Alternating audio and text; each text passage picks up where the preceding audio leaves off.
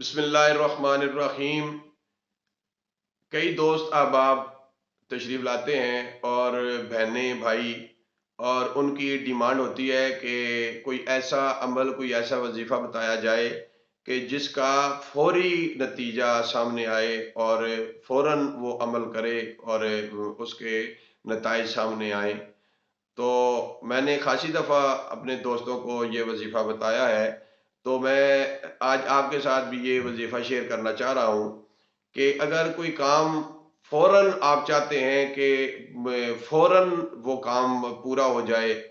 और आप किसी मुसीबत में हैं, या कोई भी आप नौकरी का मसला है, या आपको कहीं परेशानी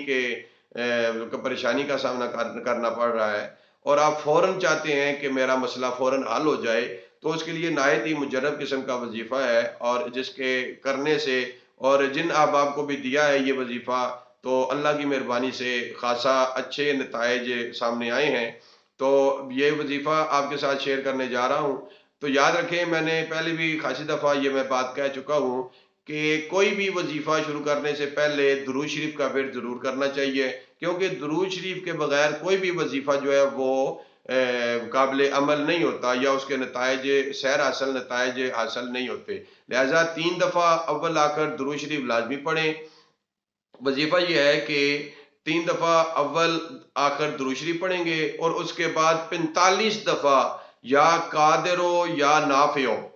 या कादिरो या नाफियो, ये 45 दफा पढ़ेंगे, और फिर आखिर में 3 दफा दुरूद शरीफ पढ़ेंगे। और कोई भी काम जो आपका काम पेंडिंग है और आप चाहते हैं कि फौरन हो जाए, उस काम को ज़हन में रखते हुए 45 दफा या कादिरो या नाफियो अव्वल आखिर 3 दफा दुरूद शरीफ पढ़ेंगे। इंशाअल्लाह आप देखेंगे कि अल्लाह की मेहरबानी से, अल्लाह के हुक्म से फौरन काम आपका पूरा होगा। लेकिन ये है कि कोई भी वजीफा उस वक्त तक आपको फायदा नहीं देगा जब तक कि उस वजीफे पे आपका कामल अकमल यकीन नहीं होगा।